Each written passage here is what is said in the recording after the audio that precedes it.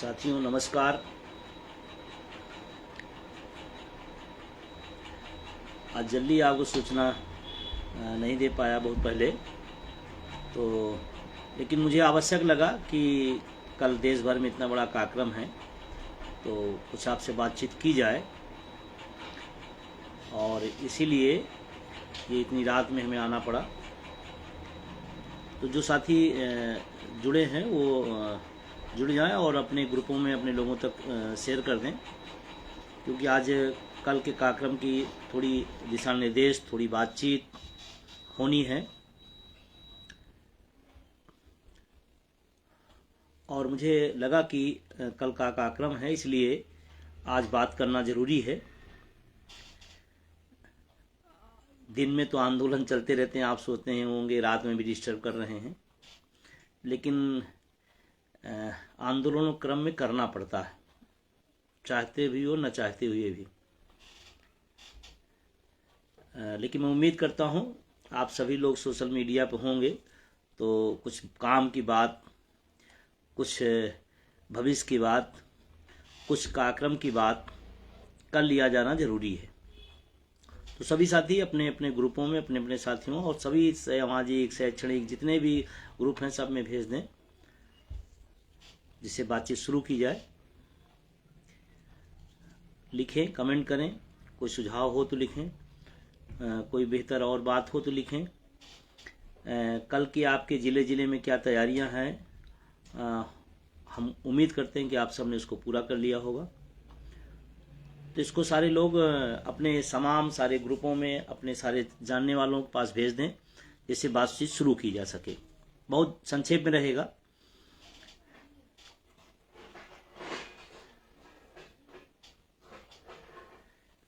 जी,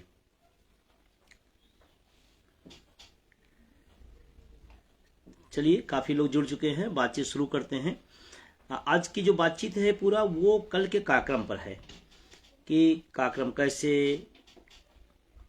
कितना, किस तरीके से, उसी संदर्भ में होगा। जो भी होगा उसी संदर्भ में होगा।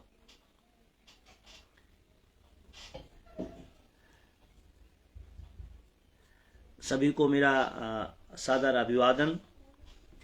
और सबसे पहले मैं सभी साथियों को नवरात्र की बधाई, और आज क्योंकि ईद है तो ईद की बधाइयाँ। कई साथियों के यहाँ अभी ईदी पर मिले भी, और हमारे सुन्नी कॉलेज के प्रिंसिपल साहब हैं शकील साहब, और CFPG कॉलेज के प्रोफेसर हैं अब्बास साहब, और कई साथी इनवाइट किए, लेकिन मैं जा नहीं पाया उनके यहाँ, क्योंकि आज कल कार्यक्रम है। तो मैंने ज़रूरी समझा कि वो भी ज़रूरी है लेकिन ये भी ज़रूरी है। तो जहाँ तक संभव हो पाया कर पाया हूँ, जहाँ नहीं पहुँच पाया क्षमा चाहता हूँ। तो पुनः नवरात्रि की और ईद की बहुत बधाई देते हुए अपनी बात शुरू करता हूँ। कल 1 अप्रैल है और हम सब पढ़े लिखे लोग हैं। जब से आँख खोला, होश हवास संभाला, तो 1 अप्रैल पे हम लोग कोई सच बात भी कहते थे बचपन में भी, तो लोग पकड़ लेते थे कि ये क्यों कह रहे हैं। आप भी थोड़ा आप पीछे दौड़ में जाइए। 1 अप्रैल को कोई बात कही जाती थी मजाक में ही, आपस में ही, तो लोग कह रहे अच्छा आज 1 अप्रैल है, अच्छा मूर्ख बना रहे हैं। मूर्ख दिवस होता है 1 अप्रैल को, मूर्ख दिवस। और सरकार ने गजब की पढ़े लिखों का, दुनिया के तमाम सबसे बड़े तबके, बुद्धिजीवी तबके को क्या गिफ्ट किया? 1 अप्रैल का दिन। क्या तय किया? 1 अप्रैल का दिन। यानी कि उन्हें डंके के चोट पे कह रहे हैं कि हम आपको मूर्ख बना रहे हैं। मूर्ख दिवस 1 अप्रैल, यानी कल UPS लागू करने जा रही है। मूर्ख बनाया जा रहा है। बिल्कुल सही डेट तय किया। सरकार ने अपनी तरफ से पूरा मैसेज दिया है हम सब बुद्धिजीवियों को कि देखो मैं मूर्ख बनाने जा रहा हूं और आप बनने के लिए तैयार रहिए। मजे की बात है कि अब बनना है कि नहीं बनना है आप जानिए। इसलिए मैं सभी लोगों से निवेदन करूंगा कि अगर आप पढ़े लिखे बुद्धिजीवी हैं तो आपके साथ जो सरकार मूर्खतापूर्ण निर्णय यूपीएस ले रही है, मूर्ख दिवस पर आपको यूपीएस दे रही है, देने जा रही है, या इसके पहले एनपीएस दी थी, उसका कल आप अच्छे से शांतिपूर्ण तरीके से संख्या बल के साथ जवाब दीजिए कि सरकार आपने जो डेट तय की, जो व्यवस्था तय की, वो दोनों लिए मेरे लिए नुकसानदेह है। इसलिए कल सभी लोग सुबह से ही, और सिर्फ काली पट्टी अपने लिए न रखिए, आप सभी लोग अधिकतम संख्या में काली पट्टी पहले से ही रख लें। कार्यस्थल पे जाएं, स्वयं बांधें, घर से बांध के जाएं, कार्यस्थल पे जाएं, जो लोग नहीं बांधे उनको बंधवाएं और एक विरोध दर्ज कराएं। अब इससे सरल तरीका किसी व्यवस्था के विरोध का नहीं होता है कि हम अपने बाह में काली पट्टी बांध करके समाज को भी, दुनिया को भी, सरकार को भी एहसास कराएं कि हमारे साथ गलत हो रहा है, हमारे साथ गलत हुआ है। इसलिए हम इस प्रतिवाद करते हैं एनपीएस का और यूपीएस का। अब इससे आसान तरीका क्या हो सकता है? अगर हम इतना भी अपने हक के लिए नहीं कर सकते तो आपसे बहुत दुखी मन से मैं कह रहा हूं, फिर आप ओपीएस की बात, बुढ़ापे के भविष्य की बात, इसको छोड़ दीजिए। आज से बिल्कुल छोड़ दीजिए। आप काली पट्टी बांधना है आपके अपने हक के लिए, और आप इंतजार करें कोई और बांधे। अरे भाई, आप बांधो, दूसरों को बंधवाओ, ये आपकी ड्यूटी है। पेंशन आपकी मारी गई है। इसलिए मेरा निवेदन है, कल सुबह से ही घर से निकलने के पहले ही काली पट्टी बांध करके और काली पट्टी अधिक मात्रा में लेकर के कार्यस्थल पर जाएं, अपने काम को करें, शांतिपूर्ण करें, लेकिन काली पट्टी बांधकर विरोध दर्ज कराएं। आपको लगता है कि नहीं, इससे क्या होगा? मैं बता रहा हूं, अभी जब से कार्यक्रम घोषित हुआ, लगातार एलआईयू का, आईबी का, इनकी सूचना, उनकी सूचना लगातार है। मैं तो कभी कभी सोचता हूं कि जिनको एनपीएस मिली है वो शांत बैठे हैं, उससे ज्यादा तो शासन और प्रशासन सक्रिय है। अभी भी आपके बात करने के पहले 2 थाना अध्यक्षों को फोन आया कि भाई जब कल कार्यक्रम है, कैसा है, क्या है। हमने बताया और कहा भी तो आपकी लड़ाई लड़ रहा हूं, आप हमारा सहयोग करिए। उन सब ने कहा नहीं सर, बिल्कुल सही है, और नेता 4-4 पेंशन लेता है, हमको एक नहीं देता, हम तो आपके साथ में हैं। तो प्रशासन से आपको कोई भिड़ना नहीं है, वो हमारे सहयोगी हैं, उनसे मदद लेनी है। और कल भी जो कार्यक्रम होना है वो शांतिपूर्ण ढंग से होना है। आप सुबह से घर से निकलने के पहले बाहों में काली पट्टी बांध कर कार्यस्थल पहुंचे, फिर वहां भी जो लोग नहीं बांध पाए हों उनको भी आप बंधवाएं और उसको अपने सोशल मीडिया के तमाम सारे प्लेटफार्मों पर आप भेजें। कल सुबह से ही पूरा देश दिखे कि इस देश में कुछ गुस्सा है, कुछ आक्रोश है, कुछ लोगों को साथ अन्याय हुआ है, उनका हक मारा गया है, इसलिए ये सब ऐसा कर रहे हैं। उसके बाद दोपहर के बाद जो समय अनुसार आपने अपने तय किए होंगे अपने अपने जिले में, वहां आप जाएं, जिलाधिकारी महोदय के पास अपनी बात उनसे रखें, ज्ञापन पहले से तैयार रखें और ज्ञापन आप उन्हें दें। उनसे भी निवेदन करें कि सर आपके माध्यम से माननीय प्रधानमंत्री जी को ये पत्र जाना है और आप भिजवाएंगे। शायद बहुत सारे जिलाधिकारी जो एनपीएस में भी होंगे, निश्चित रूप से होंगे, तो उनसे भी सर कहें कि आपकी भी लड़ाई है और हमको प्रशासन से टकराना नहीं है, हमारा काम नहीं है। हमारी लड़ाई शासन के नीतिगत निर्णय से है। हम कोई दुश्मन नहीं है, ना वो हमारे दुश्मन है। हमारी नीतिगत लड़ाई है, वो सरकार से है, वो व्यवस्था से है, न कि पुलिस से है, न कि प्रशासन अधिकारी से है। और संगठन जो दिशा निर्देश जारी करे उसी के तहत काम करना है, ये ध्यान रखना सब बात।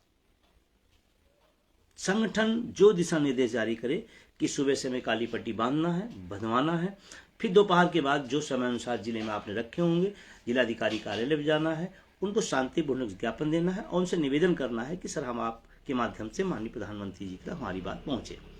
और हम सब, एक तरीका होता है लोकतांत्रिक देश में, एक व्यवस्था होती है, उसके माध्यम से अपनी बात पहुंचाएंगे। अब 2-3 सवाल आते हैं।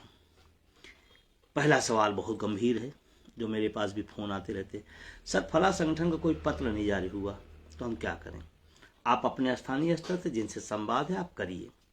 दूसरी बात, जो लोग संगठनों के पत्र के इंतजार में हैं और एनपीएस में हैं, उनसे मैं क्षमा पूर्वक कहना चाहता हूं, मान लीजिए आपका संगठन नहीं बोलता है एनपीएस के खिलाफ, तो आप क्या स्वीकार कर लेंगे? भविष्य किसका है? हक किसका मारा गया है? मैं उन तमाम संगठनों के जो लोग हैं जो इंतजार कर रहे हैं कि हमारे संगठन का पत्र आएगा तो मैं जाऊंगा, शायद उनसे ज्यादा 1 अप्रैल का जो मूर्ख दिवस है, मूर्खता से ज्यादा और कुछ नहीं होगा। आपकी लड़ाई है, आपका हक मारा गया है और आप इंतजार कर रहे हैं कि हमारा नेतृत्व उठा के दे, हमारा संगठन कहे तो हम जाएंगे।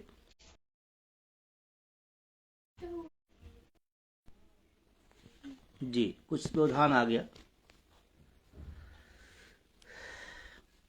कुछ टेक्निकल व्यवधान आ गया और ये व्यवधान आता रहता है। हक की बात होती है तो मीडिया ही, सोशल मीडिया भी कभी कभी ऐसा लगता है कि वो भी कहीं न कहीं प्रेशर और दबाव में रहता है। तो मैं कह रहा था कि आपका नेतृत्व नहीं बोला, आपका संगठन ने लेटर नहीं जारी किया तो आप ओपीएस की बात छोड़ देंगे, या उन्होंने नहीं कहा तो आप लड़ना छोड़ देंगे, अपने हक की बात कहना छोड़ देंगे। अरे कोई लड़ रहा है, कोई सामने खड़ा है तो आप उसके साथ खड़े होइए। आपका नेतृत्व आपसे पूछेगा तो आप कहते ओपीएस के लिए गया था, ओपीएस मुझे चाहिए, आप नहीं कर रहे तो कोई कर रहा है, मैं उसके साथ खड़ा हो गया। इसमें कौन सी आफत है? तमाम लोग इसी बंधनों के चक्कर में अपने बेहतरीन भविष्य को खो दे रहे हैं। मैं उनसे निवेदन करना चाहता हूं, गुटों, पदों, संगठनों की सीमाओं से बाहर निकलिए। जैसे अभी संसद में आपने देखा होगा, किसी ने पूछा अपने नेतृत्व से, किसी पार्टी के मुखिया ने कोई पत्र जारी किया, सबने मेजे थपथपाई, क्योंकि सबको पता है वेतन हमको बढ़ना चाहिए, भत्ता हमारा बढ़ के मिलना चाहिए। किसी मुखिया ने पत्र नहीं जारी किया, किसी ने किसी से पूछा भी नहीं, सब ने कर दिया। अरे वहां तो पढ़े लिखे लोग भी होते हैं, बहुत सारे लोग अनपढ़ भी संसद में होते हैं, विधानसभाओं में होते हैं, वो उतना समझदारी है उनको। और हम इंतजार कर रहे हैं कि भाई साहब अटेवा वाले ने कोई मैसेज नहीं दिया हमको, किसी ने हमको फोन नहीं किया, भाई साहब वो मेरे संगठन का पत्र नहीं आया, तो मैं क्या करूं? सांसद और विधायकों से सीखिए थोड़ा और आइए कल अपने अपने कार्यस्थल काली पट्टी के बाद जिलाधिकारी कार्यालय पर और अपनी ताकत दिखाइए, शांतिपूर्ण ढंग से एहसास कराइए कि मेरे साथ जो मूर्खता सरकार कर रही है मैं उसे स्वीकार नहीं कर रहा हूं। कल का प्रदर्शन, कल का ये कार्यक्रम सफलता ये तय करके बताएगी कि इस देश का शिक्षक कर्मचारी यूपीएस के खिलाफ है। और आपने तमाम मौकों पे करके दिखाया है, कल आपको फिर दिखाना है। और मैं कह रहा था कि आपको लगता है ऐसा नहीं कुछ होता है, होता है। हुआ तभी 20 साल की व्यवस्था जो चल रही थी उसमें बदलाव आया, करने से ही हुआ और आप सबने ही किया और कल भी करिए। अब कल क्या होगा? बहुत सारे लोग गजब के बुद्धिजीवी हैं, कल ही उनका कोई कार्यक्रम लग जाएगा कि नहीं मैं तो बहुत व्यस्त हूं, कल नहीं। आप मैं सभी लोगों से बहुत विनम्रतापूर्ण निवेदन करता हूं, आज एक लड़ाई, एक संगठन, एक बैनर लड़ रहा है। आप अगर इसमें चूके तो आने वाले समय में न कोई लड़ने को तैयार होगा, न कोई खड़ा होने तैयार होगा, फिर आपके पास पश्चाताप के अलावा कुछ नहीं होगा। आज तो लड़ाई चल रही है, कुछ जाबाज साथी मैदान में डटे हैं, आवाज लगा रहे हैं, उसके आवाज में आवाज लगाइए, उसकी आवाज को ताकत दीजिए, उसकी हिम्मत को ताकत दीजिए, तब जैसे आपकी लड़ाई को आगे बढ़ाया सके।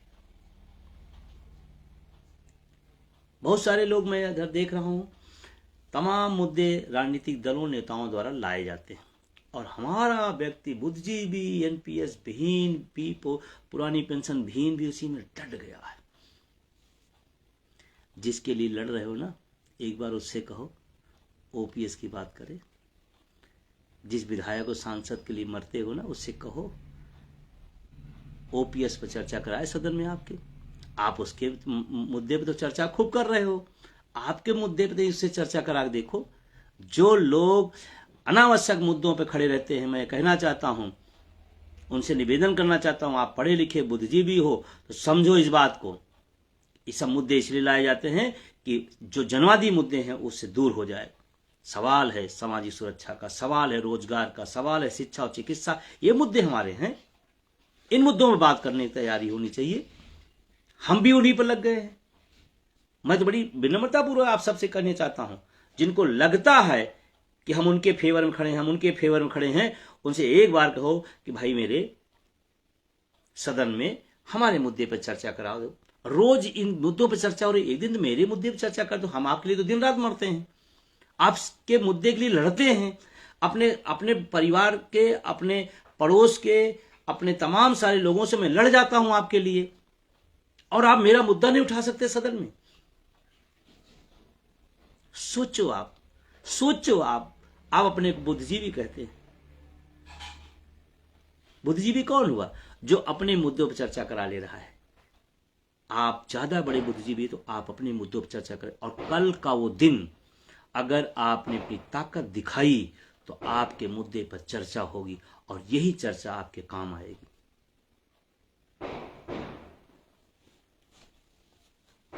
बहुत सारे लोग कहते वटेवा का हमारा है, हमारा संगठन तो अभी कहा ही नहीं, हमारे नेता तो बोले नहीं। पता लगाओ, नेता ओपीएस में होगा, आपके मुद्दे से क्या लेना देना है? उसको संगठन चलाना, संगठन का संकट है, संगठन के लिए लगा रहता है। आपका मुद्दा हल हो या ना हो, उससे क्या लेना देना है?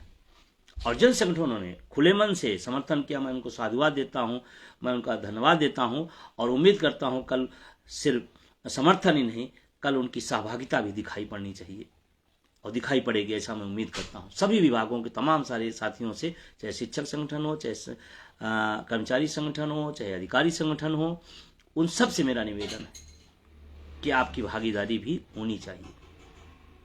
ये पीढ़ियों की लड़ाई है, जिसको कुछ चंद लोग हिम्मत से, जज्बे के साथ इस दौर में भी लड़ रहे हैं, आवाज उठा रहे हैं। हाँ, एक चीज मैं जरूर कहूंगा कि आपसे शांतिपूर्ण तरीके से कोई भी ऐसा काम हमें नहीं करना है कि जो हम गैर संवैधानिक हो, गैर लोकतांत्रिक हो। हम अपनी बात को रखेंगे, हम अपनी बात को कहेंगे, हम मजबूती से रखेंगे, हम मजबूती से संख्या बल में आएंगे, लेकिन शांतिपूर्ण रहेंगे। इस बात का हमें ध्यान रखना है।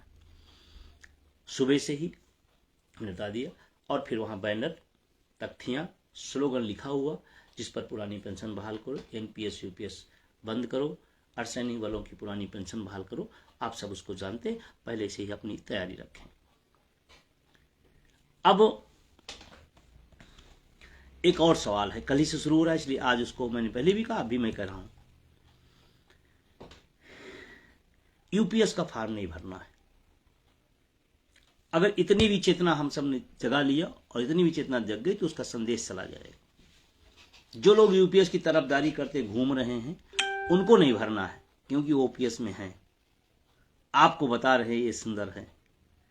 कुछ लोग खुल्लम खुल्ला तारीफ कर रहे हैं, कुछ लोग संशोधन के नाम पर बात कर रहे हैं। थोड़ा सा होशियार रहना, मैं बार बार इसको कहता हूं। तमाम लोग तमाम बैनर खड़ा कर लेते हैं, तमाम कर लेते हैं। उनकी नीयत क्या है? एक तरफ ओपीएस बहाली का नारा और एक तरफ संशोधन की बात, दोनों एक नहीं हो सकती। या तो हम यूपीएस के खिलाफ है, या तो हम ओपीएस के समर्थन में है, दोनों चीज। और यूपीएस के खिलाफ है, इसका मैं ओपीएस के समर्थन में है। दोनों चीजें कैसे हो सकती? इसमें ये हो जाए, इसमें ये हो जाए तो ये अच्छा हो जाए। तो भाई क्यों ऐसा? ऐसे लोगों से सचेत भी रहना है। बायकॉट यूपीएस तो बायकॉट यूपीएस, उसमें डाल दिया जाए तो अच्छा, ये डाल दिया जाए तो नहीं अच्छा। ये क्या तरीका है? कुछ नहीं अच्छा, उसमें कुछ नहीं अच्छा है। एक ही चीज सोचो, एक बार आप एंट्री करो तो आप निकल नहीं सकते, बाकी चीजें आप बताते रहो। क्या मतलब है? जिस व्यवस्था में आप घुसने के बाद निकल नहीं सकते हैं, उस व्यवस्था को हम ये कर देने से अच्छा हो जाएगा, वो कर देने से नहीं अच्छा होगा। ये कैसे संभव है? कुछ लोग खुल के तारीफदारी कर रहे हैं, कुछ लोग पीछे से बैटिंग कर रहे हैं। उन सब से अलर्ट होते हुए आंख नाक कान खोल के अपने हक देखिए, और कल आप संख्या में हर जिला मुख्यालय पे आइए, पहुंचिए। पूरे देश का कार्यक्रम है, पूरे देश के साथियों से मेरा निवेदन है। अभी कल ही रेल के साथियों ने जंतर मंतर पे इसी को लेकर विरोध किया, विरोध हुआ।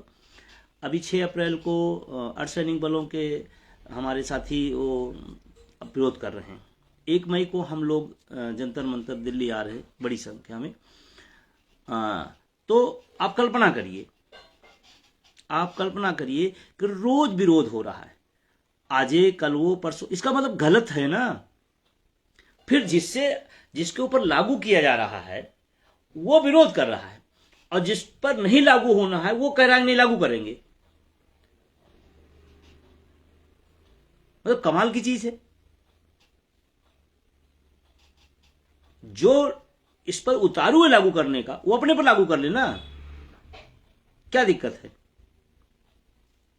इतनी शानदार व्यवस्था, इतनी प्यारी व्यवस्था, इतनी लाभदायक व्यवस्था, अपने पर नहीं दूसरे पर। तो ये सब बातें थी जिस पर मैं आपसे बात करूं, और मैं पुनः निवेदन करने की कार्यक्रम शांतिपूर्ण हो और संगठन के जो दिशा निर्देश हैं उसी के अनुसार हो।